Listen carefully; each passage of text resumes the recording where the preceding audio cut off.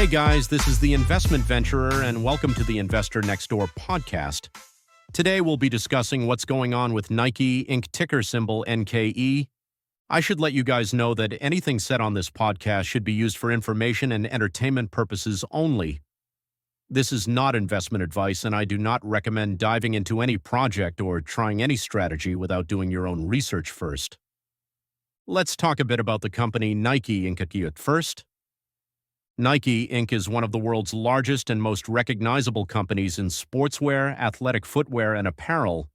It's known globally for its iconic swoosh logo, innovative products, and deep ties to sports, culture, and lifestyle. What does Nike do? Nike designs, markets, and sells footwear, running, basketball, lifestyle, soccer, training, etc. Apparel, sportswear, training gear, casual wear. Equipment and accessories, bags, socks, balls, hats. Digital products, Nike Training Club app, SNKRS app. Nike also owns Converse, Chuck Taylor brand. Jordan brand, a billion-dollar basketball-inspired line. Footwear remains Nike's powerhouse, about 2/3 of total revenue.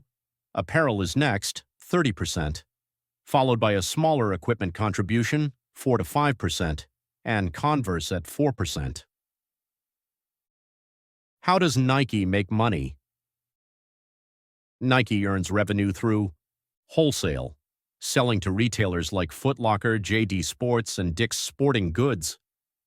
Direct-to-consumer, DTC, via Nike-owned retail stores and online, Nike.com apps. Global reach, operations in over 190 countries. North America is the largest market, but China and Europe are key to growth. Core strengths. Brand power, one of the most valuable brands globally. Athlete endorsements, ties with icons like Michael Jordan, LeBron James, Serena Williams, and Cristiano Ronaldo. Innovation, known for products like Air Max, Flyknit, Vaporfly, and sustainability-focused lines. Nike moved to zero. Marketing. Bold, culturally relevant campaigns. Just do it is one of the most enduring slogans ever. Despite such a strong brand, Nike's stock has been down over the past 5 years. From a high of approximately $176, the stock now traded at approximately $72 as of writing this episode.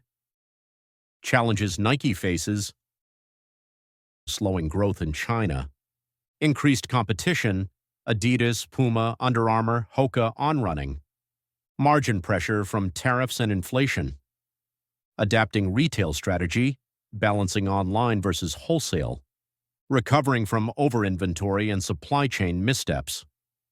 Let's briefly dive into some of these challenges. Falling sales and weak China performance.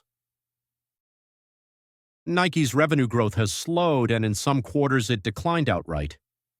China, once a key growth driver, has been soft due to economic slowdown and consumer nationalism. Nike lost market share to local brands like Anta and Li Ning. Excess inventory and discounts. During the pandemic, Nike overstocked due to supply chain issues. To fix this, they ran heavy discounts, which hurt profit margins and signaled weak demand. Tariff pressures and supply chain risk. Rising U.S.-China trade tensions created uncertainty. Tariffs are expected to cost Nike $1 billion. That's significant for a company with tight margins. Consumer spending shift. Consumers have been spending less on discretionary items like sneakers and apparel, especially in the U.S. A shift toward value-focused brands hurt Nike's pricing power. Execution missteps. Nike focused heavily on direct-to-consumer DTC and pulled out of many third-party retailers like Foot Locker. That backfired somewhat, and they're now trying to rebalance wholesale and DTC channels. Intense competition. Competitors like Adidas, New Balance, and newer players, for example Hoka, are gaining traction. Meanwhile, Nike's innovation cycle slowed, especially in basketball and lifestyle segments. Valuation correction. Nike traded at a high PE ratio price to earnings for years based on growth expectations. Once growth slowed, investors adjusted and the stock derated. The bottom line. Nike's long-term brand is strong, but it's in the middle of a strategic turnaround. Investor trust has been damaged by years of underperformance. It needs to prove it can grow again, especially internationally, while managing costs. During all this pressure, Nike also made a strategic move to change CEOs. Let's talk a bit about that. John Donahoe, who led Nike since January 2020, stepped down on October 13, 2024, and shifted into an advisory role through the end of January 2025. Elliott Hill, a longtime Nike veteran who retired in 2020 after a 32-year run, returned to take over as president and CEO effective October 14, 2024. Why the change?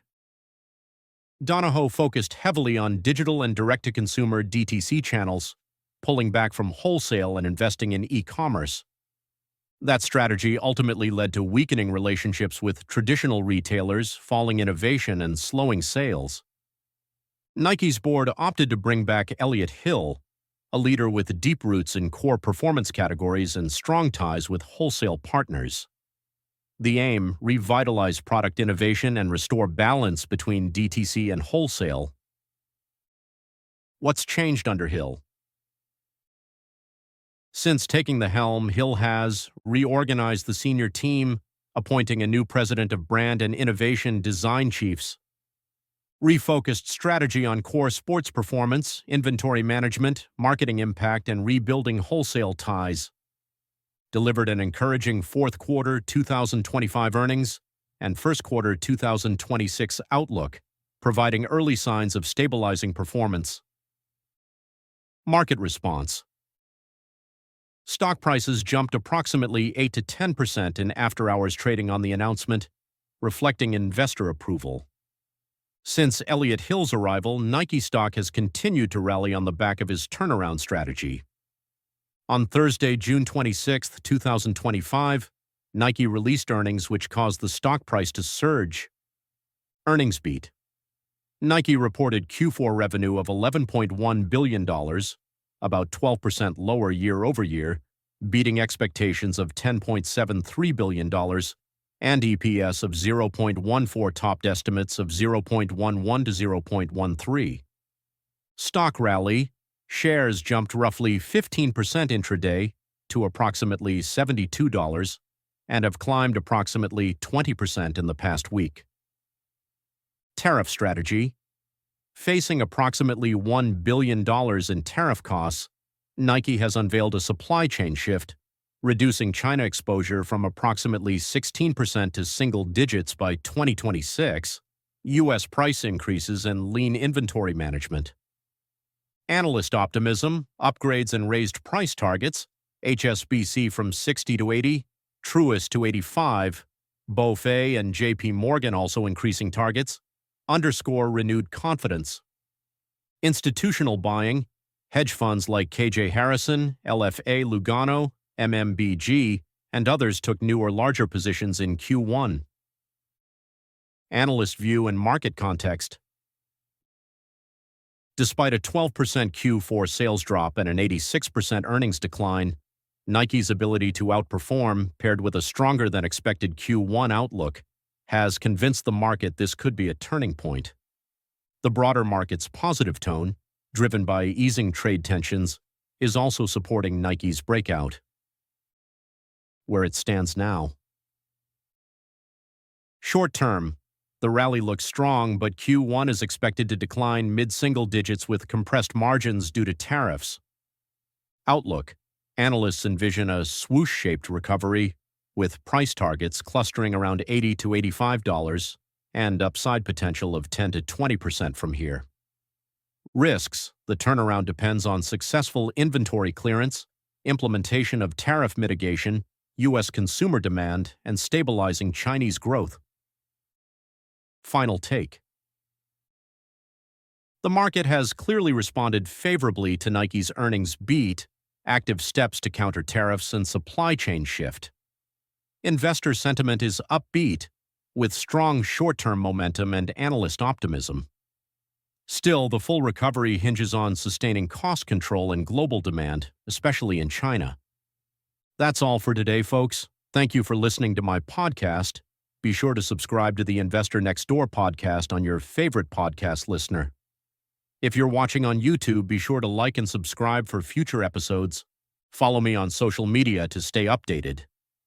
Twitter X @InvestNDPod, Instagram @InvestNDPod.